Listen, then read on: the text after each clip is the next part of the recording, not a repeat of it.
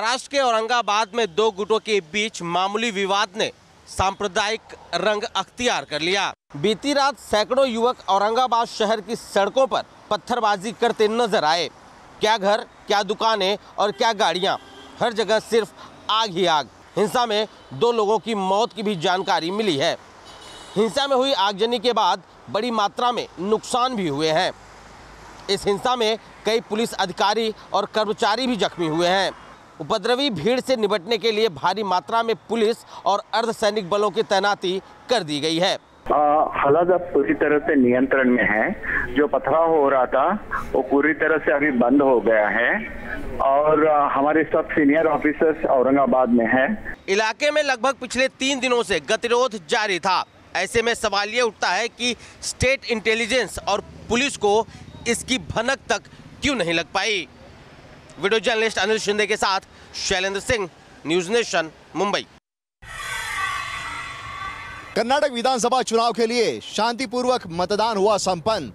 BJP और कांग्रेस दोनों ने किए जीत के दावे। कर्नाटक विधानसभा चुनाव में आज 222 सीटों के लिए मतदान संपन्न हुआ। सुबह से ही बड़ी संख्या में मतदान केंद्रों में लोगों की भीड़ लगी। दोपहर 3 बजे तक लगभग 56% मतदान हो चुका था। 224 सदस्यीय विधानसभा वाले राज्य में 2 सीटों पर मतदान स्थगित कर दिया गया है। एक सीट पर बीजेपी प्रत्याशी और वर्तमान विधायक बीएन विजय कुमार के निधन के चलते वोटिंग स्थगित कर दी गई है।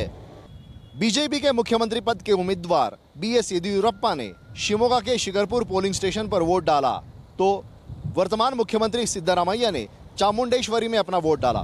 मतदाताओं का रुझान फिलहाल ईवीएम मशीन में बंद हो चुका है। 15 तारीख को मतगणना होगी और तब ये तय होगा कि कर्नाटक का किंग कौन हुआ है। वीडियो जर्नलिस्ट राजेश मालकर के साथ सुभाष शिर्के, न्यूज नेशन, बेलगांव।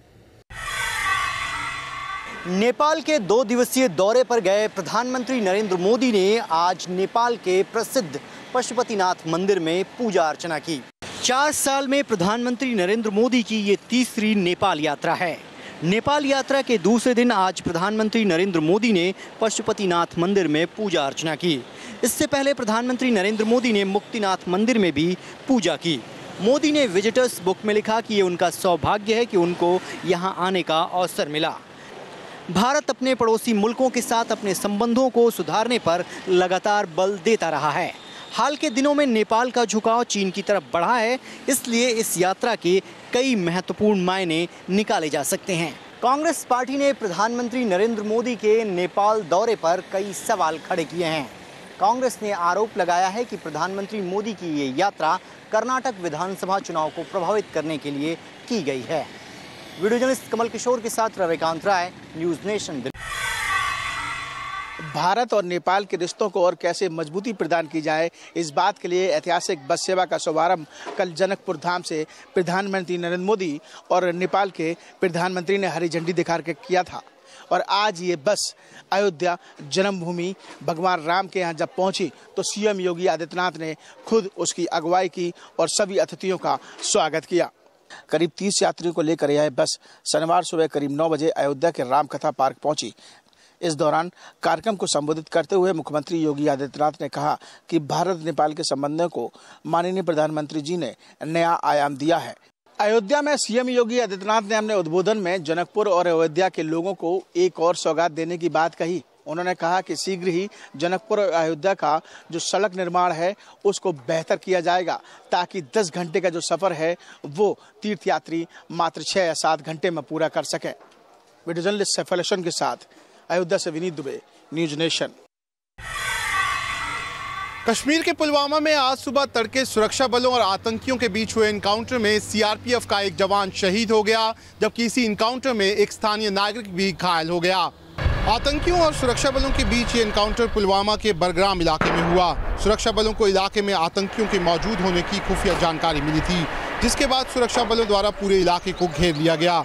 सुरक्षा बलों की मौजूदगी को देखते हुए एक घर में छिपे आतंकियों ने फायरिंग शुरू कर दी। अचानक हुई फायरिंग में सीआरपीएफ का एक जवान घायल हो गया। घायल अवस्था में उन्हें अस्पताल पहुंचाया गया, लेकिन अस्पताल में इलाज के दौरान सीआरपीएफ के जवान शहीद हो गए। वहीं दूसरी तरफ आतंकी अंधेरे का फायदा उठाते हुए वहां से भागने में कामयाब रहे। वहीं सुरक्षा बलों ने इलाके में कॉर्डन और सर्च ऑपरेशन जारी रखा है, ताकि भागे हुए आतंकियों को तलाश कर उन्हें मार गिराया जा सके। वीडियो जर्नलिस्ट इजाज अहमद के साथ शाहनवाज खान, न्यूज़ नेशन, जम्मू। गृह मंत्री राजनाथ सिंह ने छत्तीसगढ़ के दंतेवाड़ा पहुंचकर रमन सरकार की विकास यात्रा की शुरुआत की।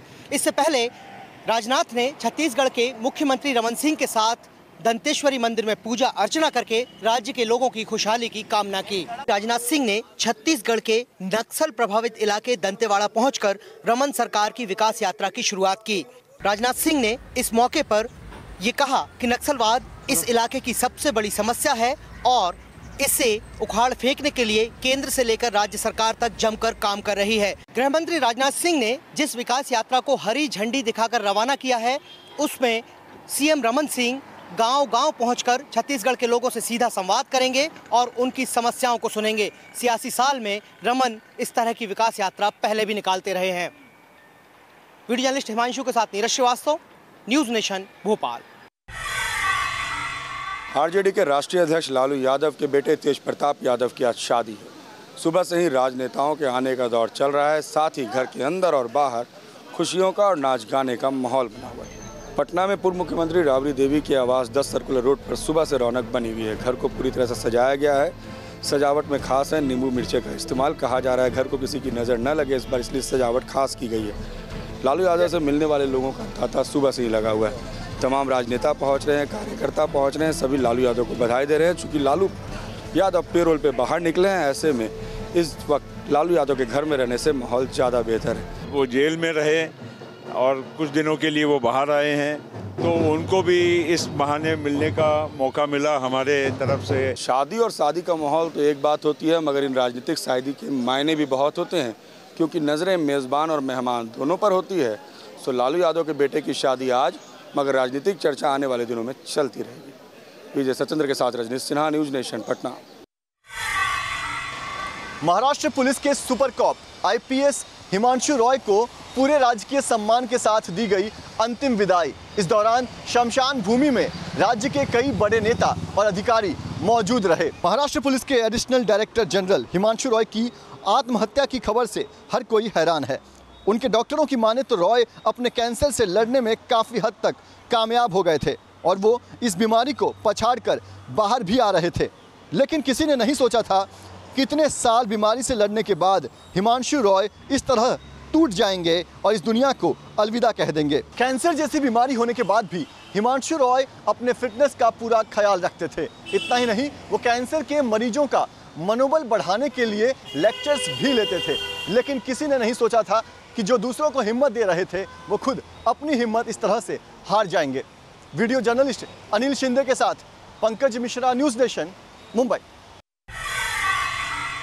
अमेरिका के ईरान के साथ परमाणु समझौता रद्द किए जाने के विरोध में अब तमाम देश एक साथ हो रहे हैं और इस मुद्दे को संयुक्त राष्ट्र महासभा के बीच लाया जा सकता है।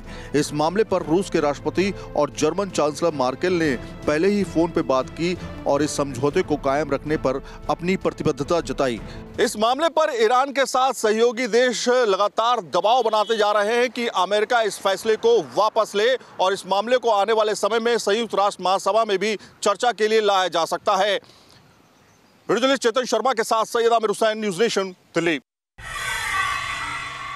मंगल के आसमान पर हेलीकॉप्टर उड़ाएगा अमेरिकी अंतरिक्ष एजेंसी।